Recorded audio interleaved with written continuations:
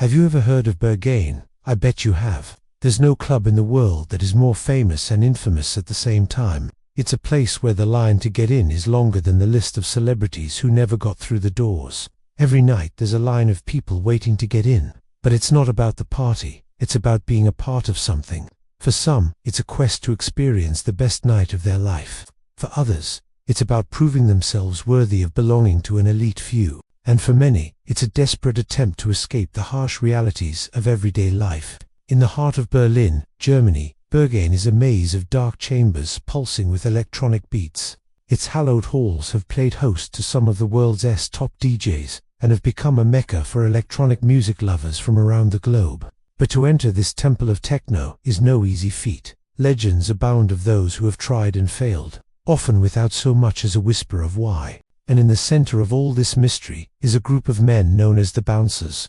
These stoic figures stand as the gatekeepers of Berghain, their faces inscrutable, their decisions unquestioned. Rumor has it that they can smell fear and hesitation from a meter away, making the entrance to Berghain feel less like a nightclub and more like a job interview from hell. Now meet Sophie, a 23-year-old artist from Bavaria. She's talented, creative, and a little naive. She left her small hometown and family behind in search of freedom, creativity, and a sense of belonging in the big city. But Berlin can be a tough nut to crack, and Sophie finds herself struggling to make ends meet while trying to stay true to herself. She works a day job that she hates and spends her nights pouring everything into her art, dreaming of a day when she'll be recognized for her talent. One night, while browsing the internet, she comes across an article about the world's most exclusive nightclub, Berghain. Intrigued, she reads about the club's legendary status and the mysterious bouncers who control who gets in and who does UNT. Suddenly, she realizes that this is exactly where she wants to go. For Sophie, entering Berghain isn't just about experiencing one of the world's most exclusive parties. It's about gaining acceptance into a subculture that values individuality and creativity, something she's been craving since moving to Berlin. As the weeks pass, Sophie begins saving money, knowing that a ticket to Berghain costs €20 and a drink. Inside is €8, which is expensive, but she also knows that if she's going to do this, she has to commit. She wants to be able to let loose and enjoy herself without worrying about how much it's costing her. She tells her roommate, Lena, about her plans, but Lena, a seasoned Berliner, tries to talk her out of it. She warns Sophie that Berghain is more than just a club, and that getting in requires a certain Genieses. Sophie, however, is determined to try and refuses to be deterred. The night before the club, Sophie agonizes over her outfit. She wants to look stylish and individualistic, but she also wants to be comfortable enough to dance the night away. After trying on several outfits, she finally settles on a black leather dress, a nod to the club's dark, industrial vibe. She accessorizes with chunky boots and a silver chain belt, adding a touch of her own personal style. When Sophie arrives at the club, she is stunned by the massive line snaking around the building.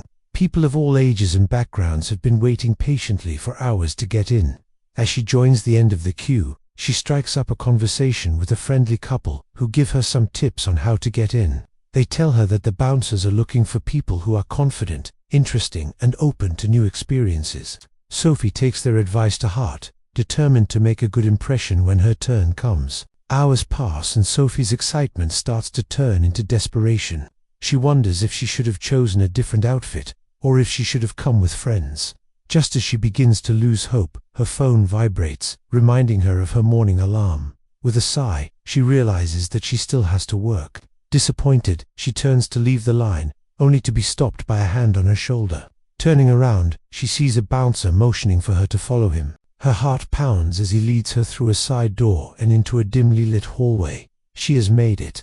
Inside the club, Sophie is greeted by a sight that takes her breath away. The main room is vast and cavernous, with towering concrete pillars and a dance floor that stretches as far as she can see. The air is thick with the sound of pounding bass, and the lights flash in mesmerizing patterns.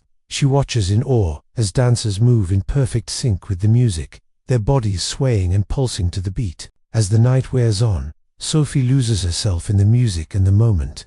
She dances until her feet ache and her throat is hoarse from singing along to the DJ's infectious beats. She meets new people, makes new friends, and shares laughter and stories with them. She feels a sense of community and belonging that she has never felt before. But as the night draws to a close, Sophie can't help but feel a twinge of sadness. The music is still pounding, the lights still flashing, but she knows that her time here is coming to an end. As she approaches the exit, she pauses to take one last look at the dance floor. The music seems to echo in her ears long after she has left the club. Back in the familiar surroundings of her apartment, Sophie reflects on her night at Berghain. She had come seeking acceptance and belonging, and she had found it in the most unexpected of places.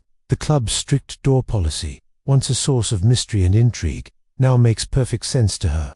It's what makes Berghain so special, so unique, and so powerful. She remembers the bouncers' stern faces, their impassive expressions giving away nothing of what lay behind those dark eyes. She thinks about the intense atmosphere of the club, the throbbing bass, and the hypnotic lights, and she realizes that it wasn't just a party, it was an experience. Sophie pulls out her phone and scrolls through her pictures from the night before. Each image is a reminder of the incredible time she had, a memento of a night that will live in her memory forever. She looks at the photos of the club's interior, the faces of her new friends, and the smiling bouncer who had welcomed her in. As the night before fades into a distant memory, Sophie knows that she will never forget her night at Berghain. It was more than just a party.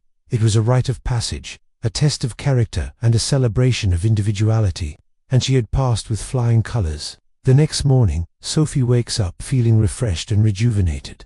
Her night at Berghain may be over, but the experience has changed her. She feels more confident, more sure of herself, and more connected to the city of Berlin. She steps out of her apartment and into the bustling city, ready to face the day with a newfound sense of purpose.